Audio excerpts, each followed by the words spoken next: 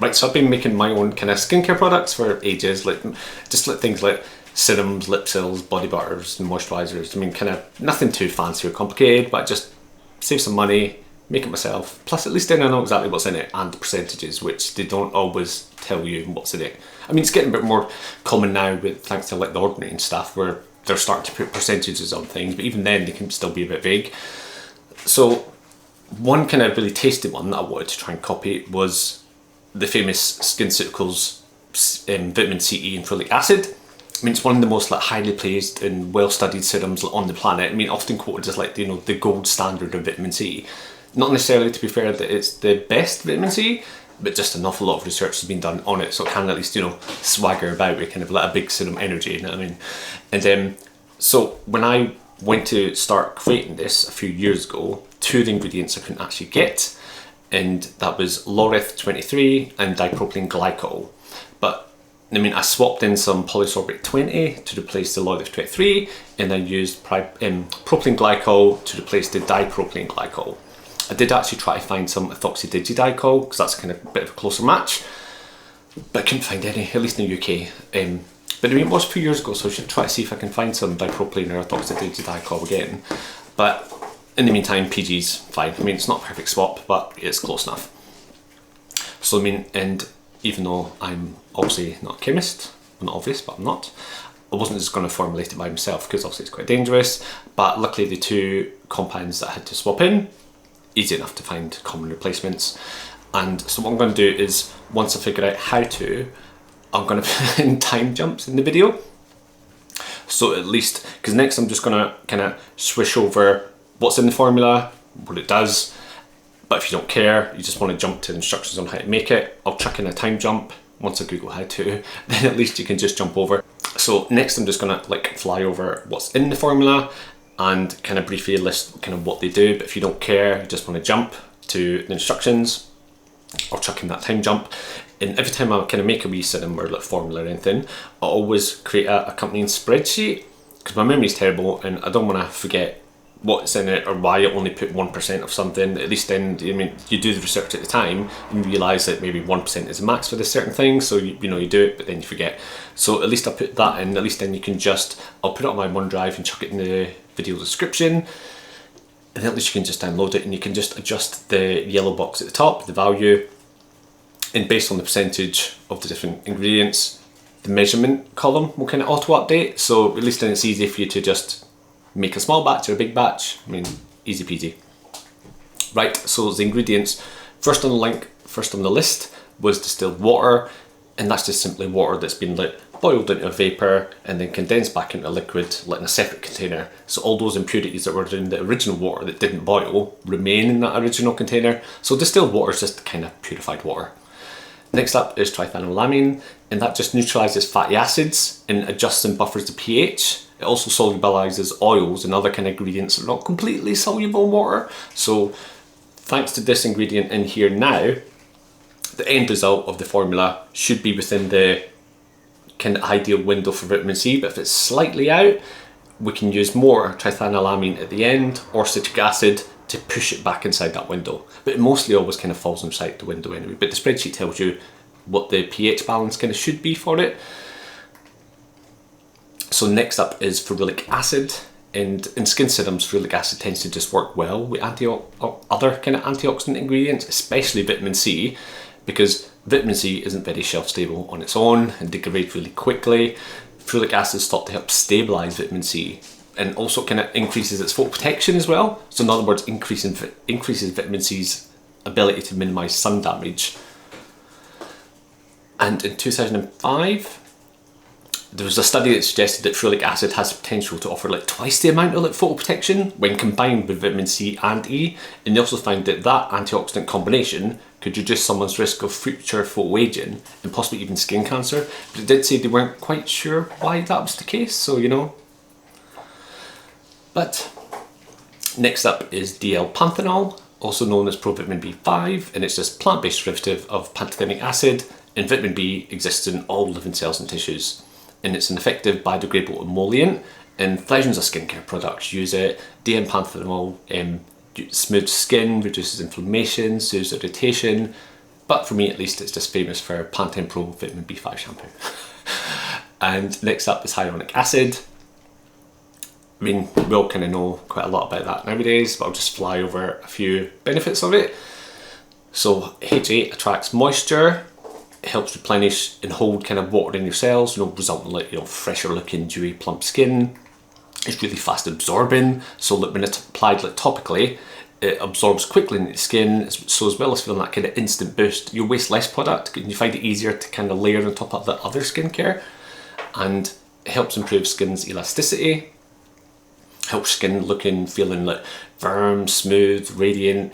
And hyaluronic acid, along with other molecules released by fibroblast cells, also responsible for the skin's elasticity and kind of maintaining a strong scaffold. And it's gentle on the skin, so for the most part, hyaluronic acid is safe for use with all skin types. It won't irritate your skin, making it kind of useful skincare tool if you've got really sensitive skin. So if your skin doesn't like most ingredients, you're practically guaranteed you can at least use this one. And it obviously promotes a youthful glow, because I mean, obviously if your skin gets older, it gets dehydrated, fine lines and wrinkles appear kind of more severe. So by using like topical or even injectable hyaluronic acid, moisture boosting effect, pumps out all those wrinkles, gets into that dehydrated skin, and just looks a bit juicy. And hyaluronic acid, I actually only recently found out, is actually antioxidant as well. And so as well as being like humectant, which means it preserves moisture, hyaluronic acid has antioxidant properties. So it protects your skin against free radicals from the like UV rays, pollution, cigarette smoke, other toxins. And unlike me, hyaluronic acid is versatile, so I mean it's not going to mess around with like any other part of your skincare regime. You can use it from like a hydrating cleanser, brightening toners, potent moisturizer. I mean, you kind of use it at any point in the skincare routine. It's not going to mess around. And it can even like speed up wound healing. So if you've got like acne pucks or anything, and because hyaluronic acid gets your skin to heal faster, so it instructs your body to like build blood vessels in the damaged area, and it's antibacterial as well. So I mean, if you've got especially acne issues, it can help fix it faster. The antibacterial properties can help minimize what gets in there. And even though hyaluronic acid is quite last season, I do keep meaning to swap in some beta-glucan. Like if I want to try and get that and it's like raw form, chuck out the hyaluronic acid from here, chuck in some beta-glucan and see how that goes. But I'm not too sure how beta-glucan, even though the end results are quite similar, I'm not too sure how thickening beta-glucan is, because I know that when I make it, the liquid is very, very watery. Once you chuck in some HA, it does really thicken up the whole thing. So I'm not sure if beta-glucan has that ability. I might even just do a half and half or something, but I'll need to kind of look, see if I can get some beta-glucan.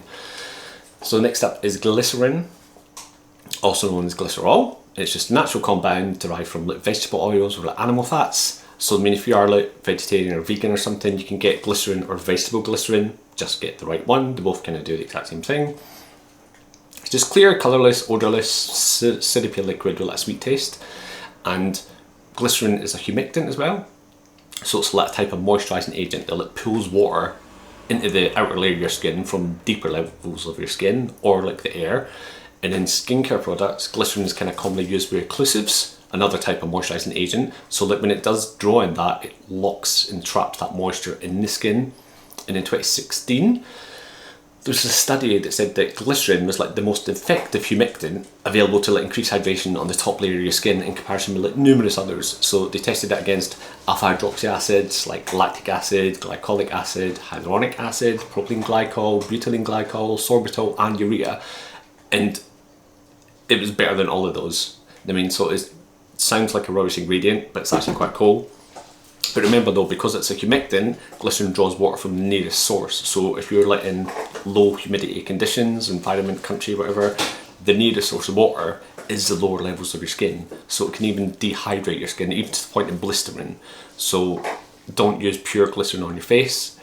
Dilute it, even like with rose water is quite good, because rose water starts to like hydrate the skin and like refine pores. So cheap enough to get, mix those two, jobs are good, little kind of portion.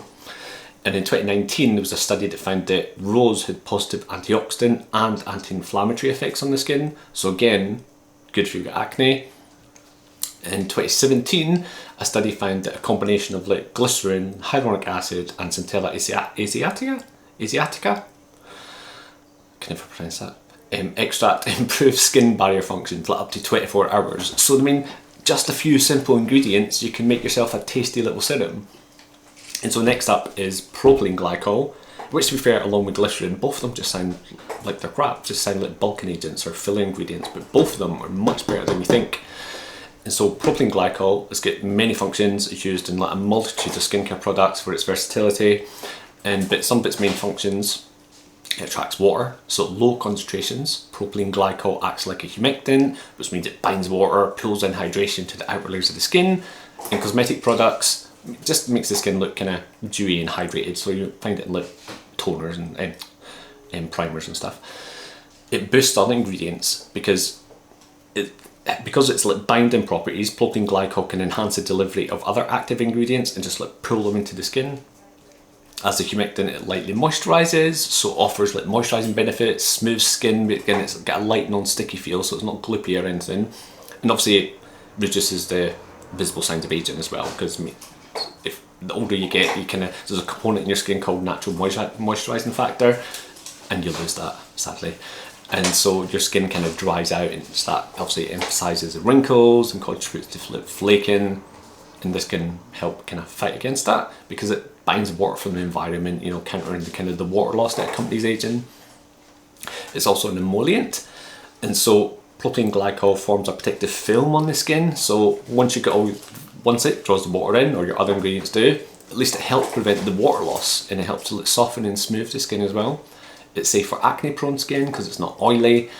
It lessens the appearance of spots over time as well because it's moisturising, so it can help, you know, if you get any little pucks or anything. Oh, my cat just jumped up. Go lie down. Shush. Hello. No, go lie down, GLaDOS. I've lost my place. Polysorbate 20. GLaDOS, go lie down. You're such a Polysorbate 20 is next, so that just functions like as a surfactant. Oh, you're so annoying. Polysorbate 20, yeah. So it's a surfactant, emulsifier, and fragrance ingredient, kind of just used to improve the texture, feel, like the scent of cosmetic products. There did used to be some concerns though, because a compound called 1,4-dioxanane, and it's less of a concern recently because the process of purifying polysorbate 20 is like highly regulated. So if you do some research, see that compound mentioned, look at the date of the research. So I mean, it might, because it's not so much an issue nowadays. Next is the alpha tocopherol, made entirely from natural sources. It's got that name, D-alpha. When it's D-alpha tocopherol, it's a synthetic form of alpha tocopherol. So your body's better able to use kind of some forms of vitamin E than others. And vitamin E occurs in like 8 natural chemical forms, but only one of them, alpha tocopherol. GLaDOS, go lie down. Down. Sorry. Yeah, so only alpha tocopherol is the only kind of one that humans can use, and you can either get the D-alpha or DL-alpha tocopherol acetate, and you'll see it in skincare products is those two, the alpha acetate, DL-alpha acetate. You know, easy enough to spot.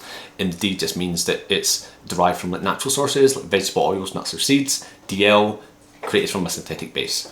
And although research did find that all the natural forms of tocopherol are more effective than the synthetic versions, but both exhibit antioxidant activity. So you might be able to get like a serum with like D-alpha, DL-alpha, and it's a bit cheaper, but it still does its job. It's just not as awesome as the natural one, but still does it. So vitamin E helps support the visible signs of aging, supports the skin's natural barrier, provides the skin with a source of antioxidants, but it is quite gloopy and slimy. So it's kind of one of those products that you kind of want to use in the evening, because it's not good, like especially under makeup, because it can make your makeup just like slide all over the place.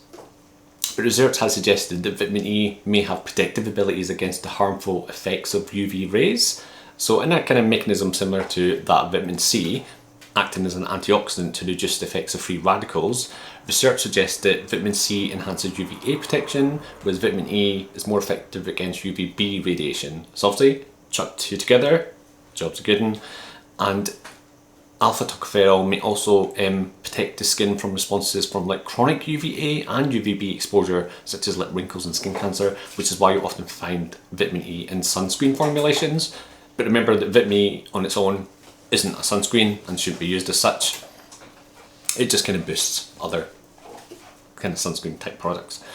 So phenoxyethanol, just a preservative used in like many cosmetics and personal care products. You probably already have like a cabinet full of this stuff. I mean, chemically, phenoxyethanol is known as a glycol ether. So in other words, it's a solvent. It's oily, sticky, thick liquid with a faint rose-like scent.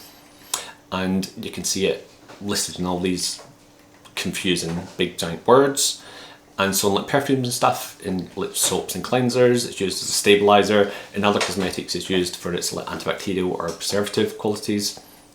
And combined with like other chemicals, some evidence indicates that it's effective at reducing acne. There was like a study in 2008 on 30 people with inflammatory acne, and it showed that after 6 weeks of just twice daily applications, more than half the subjects saw like a 50% improvement in the number of the pimples. I mean, in any kind of manufacturers who like want to avoid using parabens for whatever reason, don't get me started. I mean, if they want to avoid it, they can use phenoxyethanol as a like paraben substitute as well. And the FDA allows the ingredients of this in cosmetics and an indirect food additive at 1%. An expert panel from like the Cosmetic Ingredient Review in 1990 reviewed all the available data, also found it safe to use 1% or lower. Then in 2007, they reviewed all the kind of newly available data, reconfirmed their previous decision. Awesome, topical, very low concentrations, good to go. The EU Commission on Health and Food Safety also gave it a safe rating, said that 1% is fine. However, they did actually mention that accidental kind of overexposure can happen. If you've got 7 products, all with 1% each, you're actually going to be getting 7%. But I mean, weren't winching about, they still gave it a safe rating, so they weren't winching about too much. Japan, exact same, 1% concentration. And I know that all kind of sounds really scary, and only went through all that just because in most kind of things, preservatives are the worst ingredient in the kind of formula. But even like natural ingredients, once the kind of science is laid bare, it does sound really terrifying and horrible, because most of them are, and nature is obviously always trying to kill us all the time. So natural isn't always necessarily better than synthetic. But it was a few years ago since I chose this preservative, so I mean, I should have a look again, look at the research, see if there's some new ones. Not new preservatives, but just new research, because obviously newer isn't always better. They could do some research on some old ones, and it might be some new kind of juicy studies, so I might have a wee look. But for the time being, completely happy with this one. All the kind of around the world have all gave it the okay, so I'm happy to just keep using it. So next up's the biggie, vitamin C. Not going to talk too much about it, because along with retinol, you know, it's the cornerstone of skincare. So, but I mean, a few wee things that vitamin C kind of does. I mean, you can have a look and see if you can find like a video of, you know, everything you wanted to know about vitamin C, but we're too afraid to ask. Just have wee mints around on YouTube, you'll be able to find some. But generally, vitamin C just reduces wrinkles, protects collagen, increases production of collagen, aids wound healing, helps protect against sun damage, reduces hyperpigmentation, even skin tone, brightens complexion, generally just acts like it's armour against like pollution and other free radicals. The forms of vitamin C, of which there are a billion, L-Ascorbic acid is kind of the main kind of common one. Concentrations ideal by between 10-20%. But remember as well that because there's so many different types of vitamin C and how it's processed, how it's formulated, how it interacts with other things in the bottle, makes it all really different. So don't go thinking, oh, you know, I can't have more than 5%, or I need more, at least 25%. I mean, in skincare, you know, bigger isn't always bigger. Bigger isn't always better. I mean, so just because the formulations you've had before have always been, you know, 25% or 5%, that doesn't mean that's the only thing you can do. So when you try a new product, do try different percentages as well. And good kind of combos for vitamin C is L-Ascorbic acid with Ferulic acid, and then either a glutathione or a tocopherol. That kind of combo, tasty treats. And when you make it as well, just make sure you chuck it in a tinted bottle. On Amazon you kind of a lot of the amber ones, but I found the blue bottles for some reason were cheaper. So have a look, rather than looking for like the stereotypical kind of amber glass bottle, just look for a blue glass bottle because they seem to be more common. So yeah, just chuck them in then and you'll be good to go.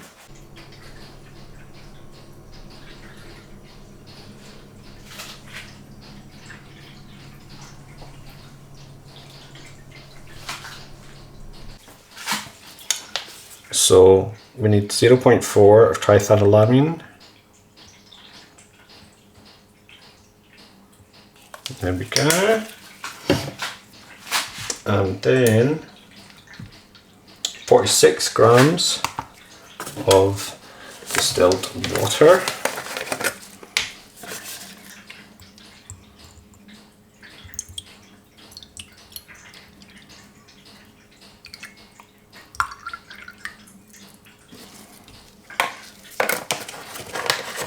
So we need 0.5 grams of ferulic acid.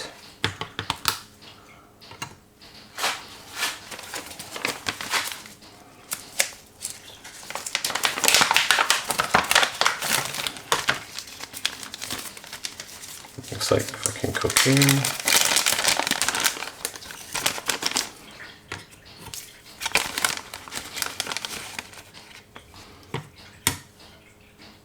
Awesome. So for the diapanthenol, it's also 0.5.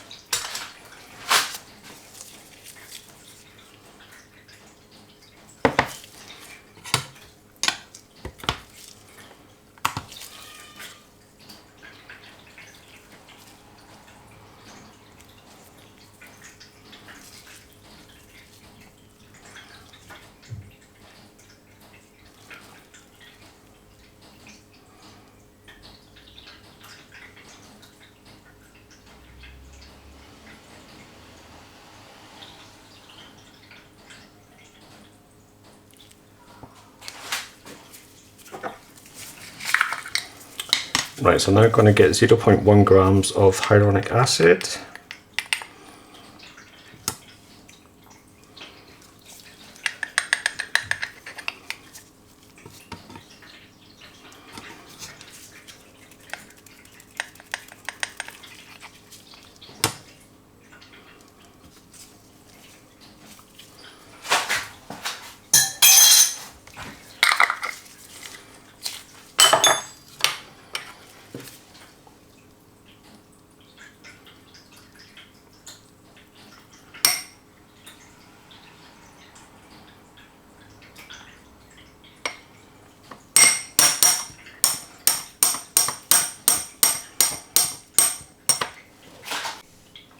And like, so it's been just over an hour. And now can you see that the tadpole of hyaluronic acid still has a white core? So you want that to kind of all become see-through, then you know it's fully hydrated. It helps when you sprinkle it, if you make sure it's sprinkled at even surface, but when I put that in, unfortunately it all came out in a clump, which is why it's taken longer. But yeah, so it's not quite ready. I'll leave it for a wee while more. But I'll check it in like half an hour and see how it's going. So for phase 3, I need Phenoxyethanol 0.5.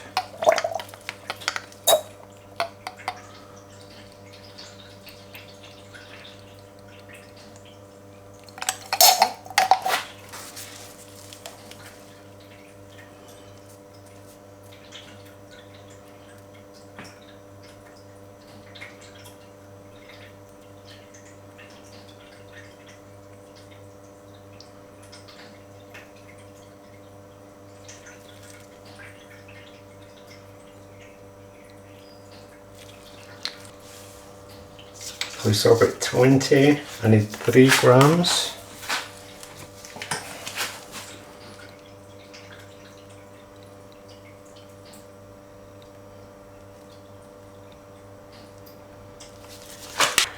Glycerin, I need 6 grams.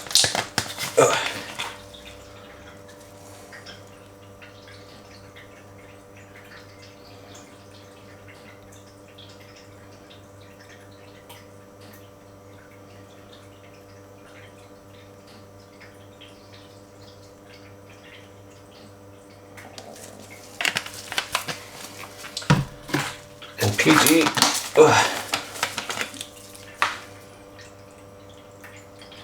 27.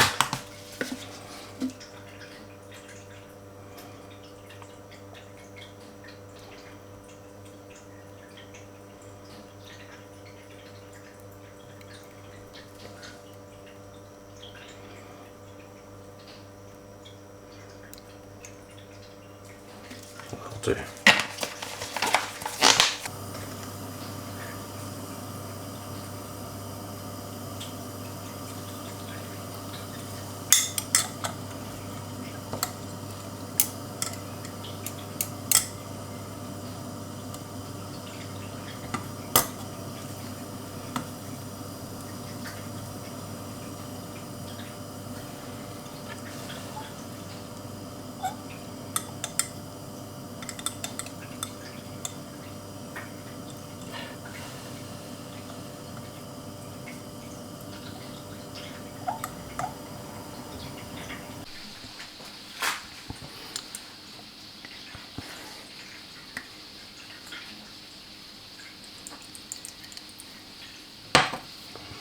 And then I need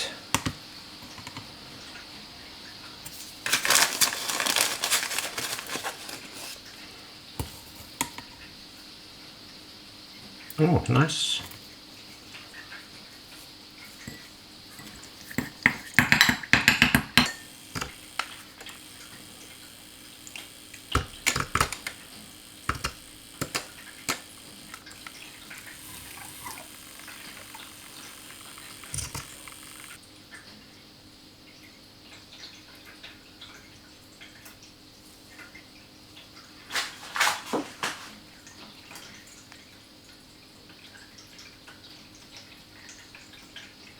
There you go.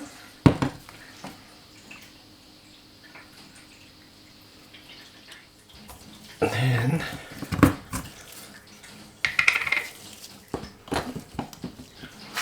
the butter's on.